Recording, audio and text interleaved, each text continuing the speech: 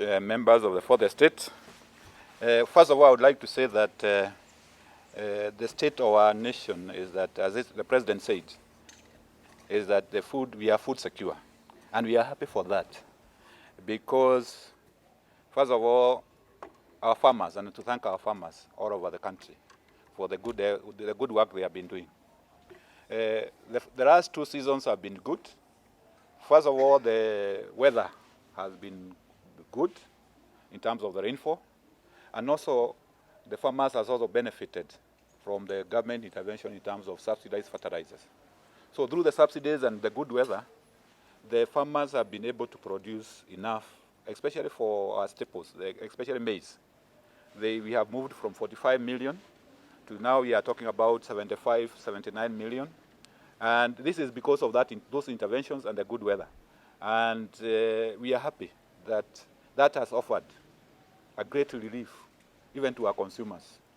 From where we started off with the packet of unga going for over 200 shillings, currently we can be able to procure, to get the same, buy the same at 120. And you can also see the benefits, which has also accrued, because you can see the inflation rate has also come down. And this is because the food component of what makes the inflation has come down. So we are happy that the weather has been very, very favorable. And also we have been able to make sure that the interventions like subsidy fertilizers have been there. And what I would like to say going forward is that as a government, as a ministry, we have made sure that the procurement, for instance, for the next season, which is starting in March next year, we have already started that, and we have even given the contracts. And we would like to assure the farmers and the country that come January, mid-January this next year, all our fertilizers, about 5 million bags, will be in our stores across the country. So that by the time the rains come in March, early March, we will have the fertilizers in our stores. And this is for the first time, we will be procuring the fertilizers before even the rains come. This is because we have planned. We had made sure that all the procurement things are done. And what is left now is for the distribution of the same fertilizers to reach the farmers. And we are going also to make sure that the farmers can get the inputs, the fertilizers, close to their places, close to their farms. We are opening up new stores with agro dealers. We are opening up with cooperatives where they exist, so that the farmers can be able to get the inputs of fertilizers closer to their farms, so that they don't spend a lot of money transporting the same to their use. Thank you.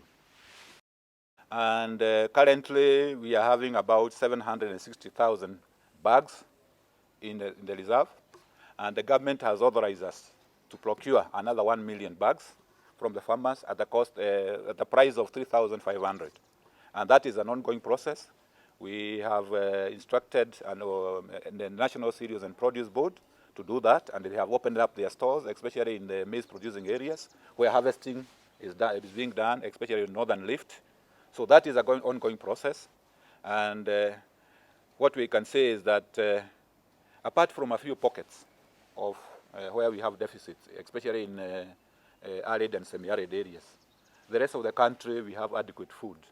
The issue which might be there is about distribution, but we have adequate food in the country which can be distributed even to cover those areas. Thank you. Rats which have invaded rice fields. We are also on the ground doing the trapping and making sure we have mechanism for our team, which is already there. The other one is in the wheat producing areas, especially Narok and parts of Rift Valley. We have been having Querea birds, and they have been spreading out havoc to us. But there is a team, and we have equipment, including drones, which have been given out. So they will be handling that issue. But we have a challenge of agrochemicals, which we can use for that. But we are in the process of procuring more. So we can assure farmers that the Querea birds, we are going also to handle it, the menace. We know that in order to be effective in Querea, we have to hit them when they are breeding. But that has not occurred in the past. But going forward, we are going to target the breeding grounds so that we control them before they spread into the other farms. But for now, we have to hit them when they are on the farms. And we have the drones and all the and the PS, State Department of Agriculture was in the field and made sure that our teams are working. So be assured that we are handling that problem. Scientific and touchy issue. GMOs are not an easy topic. They are emotional. They are difficult in scientific.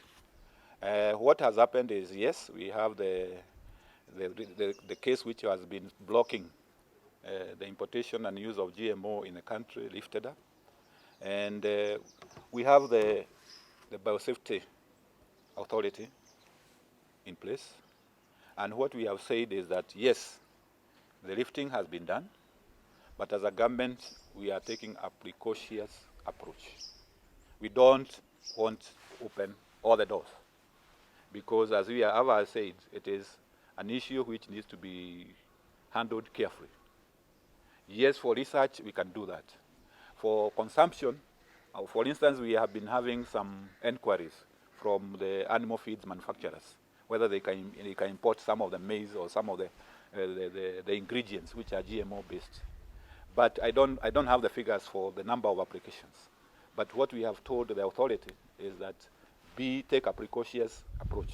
We don't want floodgates for the GMO products. Yes, we need to be cautious so that we take into account the public sentiments. We operate within the law, within the framework, and where we have authorization to import and to use GMO-based foods, as you have importantly said. There are procedures and frameworks to do that, especially labeling, making sure that when you get a GMO product, it is well labeled, and when you go to a shelf and you realize that this is a GMO, you make a choice, very informed choice, because the label is very clear that it's GMO. So those are the procedures we want to be put in place. They are there in place, but they need to be operationalized so that we assure the members of the public that we are not going to expose them to GMO unnecessarily. We are not going to make sure that if they have to make a choice to use GMO foods, then the procedures and the legal requirements which are supposed to be made, they are in place. So that is all I can say. I think this is an issue which, going forward, we have to give you, the public, more information about what we are doing. That's one of the issue which is being negotiated. What I can say, all overall, because I don't want to go into the details about the negotiations, is that we want to make sure that our national interests are taken care of. If there are any openings, because in an agreement, then there is a give and take, what you can take and what you can give. And we are leaving it to the negotiators. And the negotiators, we have told them clearly that if there are any openings to be made, then it should not be at the expense of the national interests of Kenya. So they will negotiate. They will come to the negotiations are still ongoing. We haven't had the final agreement. So we will see the text as we move along. But the guidelines is that the national interest should be taken care of. If there is a concern about the chicken and eggs, definitely we will look at it. And the negotiators, you have to take care of that. Because the cabinet has approved that where there is idle land in government institutions like Agriculture Development Corporation, other agencies, they can give us that land and the private sector can come in. They can lease it between 5 to 35 years, long-term leases, where they can be able to do the farming, they can be able to do the cultivation, and especially for commercial crops like oil crops and others. So as I mentioned earlier, is that we have about 1 million acres which are available. And we have a unit which is dealing with that in the ministry. And we are putting advertisement in the media. Actually, there have been 2 or 3 which have been advertised. So the private sector has been invited through the media, advertisement, open tender, open call. And then they come in and then they are given the terms and conditions for that lease. And then if there is an agreement, they are given the lease for whatever period they agreed upon. But it's between 10 and 35 years. And the major plank is that we would like them to help us to invest in certain areas, for instance, in the oil crops, in fodder, in other areas which they think they can be able to make the country more food secure and get more value addition. In terms of vaccination, members of the public know that the government intends to vaccinate the 21 million livestock or cattle and about 50 million sheep and goats coming January. That's our plan. Why do we do that? And it has been elaborated before, is that we would like to have a common approach as a country to the diseases, especially foot and mouth, and another one for sheep and goat called PPR. Because what has been happening in the past is that counties, because of the outbreaks, there is an outbreak in one county, they vaccinate, but the next county doesn't vaccinate. So, and there is a lot of movement with cattle and the livestock. So it becomes a waste of resources because one county vaccinates, the other one doesn't vaccinate. So it needs a coordinated approach so that we are able to, for instance, the foot and mouth, to make sure that it is eradicated or it comes to a minimum. Because some of these diseases, for instance, the foot and mouth, restrict us from trading with even animals, export markets.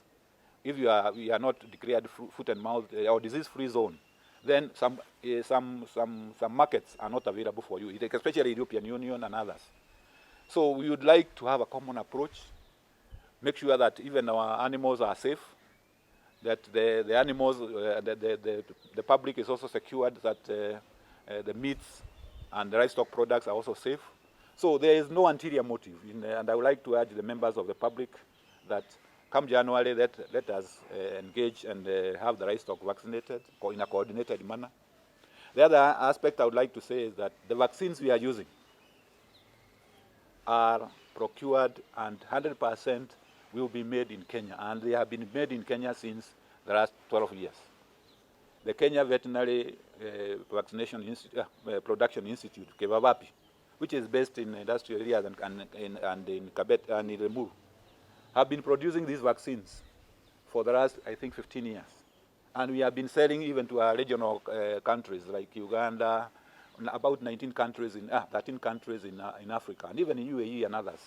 So these are safe vaccines which have been tested and tried. They are being used by other countries. They have been used in Kenya.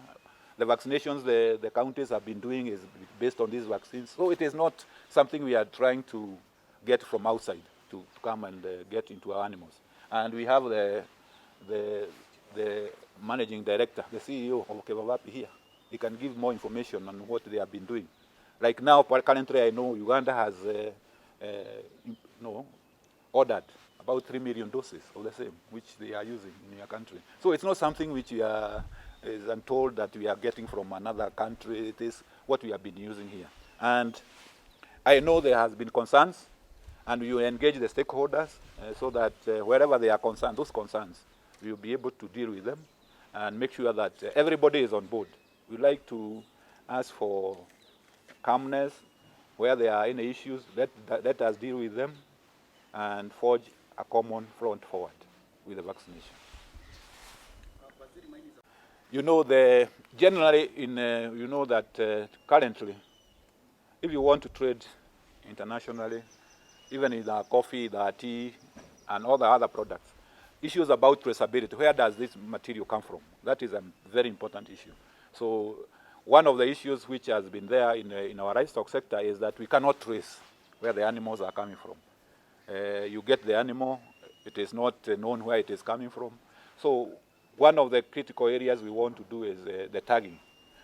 Before, livestock keepers used the blooding, where they cut the skin. And that also is an disadvantage because it destroys the skin of the animal. So we are now going to the technology way. We tag the animal using a tag or an electronic tag.